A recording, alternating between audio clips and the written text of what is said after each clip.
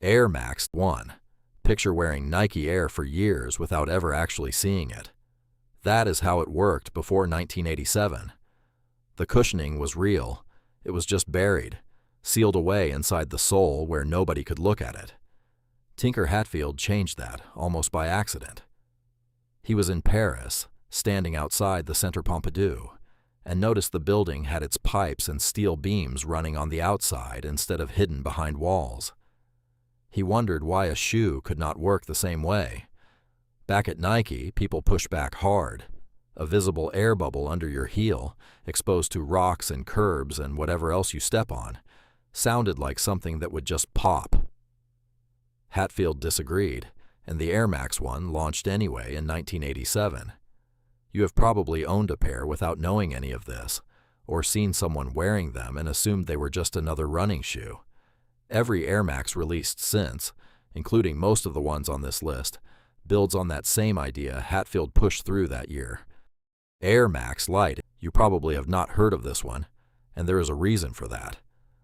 Nike released the Air Max Lite in 1989, originally under the internal name Air Max 2, 2 years after the original Air Max 1 made headlines.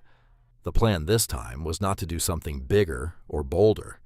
It was to make the same idea lighter, using synthetic materials and trimming weight wherever they could, while still keeping the visible air unit people already recognized. No new statement, no flashy redesign, just a quieter version of what already worked. It came and went without much attention, and most casual sneaker fans today could not tell you it exists. Early Air Max collectors know it though, mostly because it sits in that awkward space between the famous original and the shoe that came right after it. Air Max 90. You already know this shoe even if you do not know its actual history. Nike launched it in 1990 under the name Air Max 3, and somewhere along the way everyone just started calling it the 90 instead, which stuck so hard that most people have no idea the original name existed at all. Hatfield built on what the Air Max 1 started, making the air unit bigger and more visible, sharpening the whole silhouette into something more aggressive looking. Runners actually ran in this thing. Plenty of people who never ran a mile in their life bought it anyway because of how it looked, and that split never really went away. 3 decades later, it is still getting new colorways, still showing up in collaborations, still selling out drops. Most shoes from 1990 are long forgotten. Air Max 180. Every Air Max before this one kept a layer of foam between the air bubble and the ground, even though the whole point was showing it off. The Air Max 180, designed by Hatfield with Bruce Kilgore in 1991, finally let the air unit touch down directly, wrapped around a full 180 degrees of the sole. That is the actual engineering jump here, not a new look, a new mechanism underneath an old idea. Cushioning improved, weight dropped, and the shoe found a loyal following through a handful of athlete endorsements and some genuinely distinct colorways. It never got the spotlight the 90 did around that same era. Sneaker collectors usually respect it more than they talk about it. Air Max 93. The curved shape around the heel of the Air Max 93 reportedly came from looking at plastic milk jugs. Not a metaphor, not a stretch, that is apparently the actual reference point Hatfield used. Released in 1993, the shoe pushed Nike's visible air cushioning to 270 degrees around the heel, further than anything they had built before it.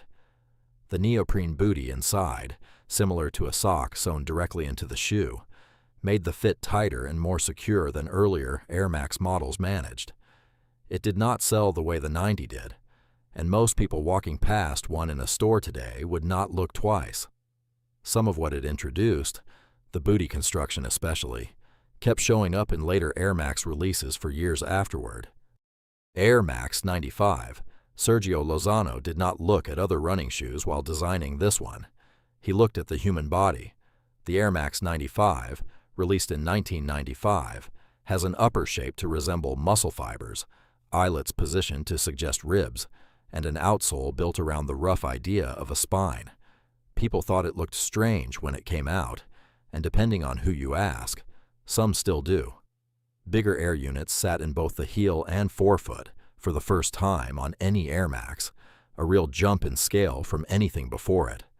The design stuck around regardless of the initial reaction, and it has been referenced and copied by other brands more than almost anything else on this list. Air Max 97. The story everyone repeats about the Air Max 97 is that it was inspired by Japan's bullet trains. Christian Tresser, the designer who actually built it, has said in interviews that ripples on water and mountain bikes were closer to what influenced him at the time. Both versions get repeated depending on which article you read. What is not in dispute is what the shoe did when it released in 1997. It was the first Air Max with a full-length visible air unit running underneath the entire foot, paired with reflective detailing that made it look unlike anything Nike had put out before. It took off internationally almost immediately, especially in markets where Nike had not expected that level of reaction. Air Max Plus. Almost nobody calls this shoe the Air Max Plus anymore. Ask someone on the street and they will say TN, a nickname that took over so completely. Most younger sneaker fans probably do not know the official name at all. Sean McDowell designed it in 1998, pulling the sharp, wavy lines from palm trees, ocean waves, and Florida sunsets, references that do not show up much elsewhere in Nike's catalog. It also introduced Tuned Air, a system meant to adjust support across different zones of the foot, instead of treating the whole sole as one piece. The look split people right down the middle when it dropped. Europe and Australia ended up embracing it the hardest, and it became part of street culture there in a way that outpaced anything happening with it in the US. Air Max 270. Nobody is running an actual race in the Air Max 270, and Nike never really pretended otherwise. Released in 2018, it borrowed visual elements from the Air Max 93 and the 180, while using the tallest air unit the brand had put into a shoe up to that point. Every part of the design points toward comfort and everyday wear rather than performance, which lined up with where the sneaker market was already heading by 2018. It sold fast and kept selling, becoming one of Nike's most popular lifestyle releases in the years since. Whether it counts as a real successor to the older performance-focused Air Max shoes or just borrows the name is something people still argue about online. Air Max 720. The air unit inside the Air Max 720 measures 38 millimeters tall, the largest one Nike has ever built into a sneaker. Released in 2019, the shoe's wavy, oversized shape came from looking at deserts, lava flows, and the colors of the night sky instead of buildings or other sneakers, which had been the usual reference points for earlier Air Max models. Designers Dylan Rasch and Jesse Small built the entire shoe around, pushing that one number as high as it would go. Reactions to the look were split when it launched, and they still are if you check sneaker forums today. The comfort side of things gets less argument. Most people who have actually worn a pair agree on that part at least.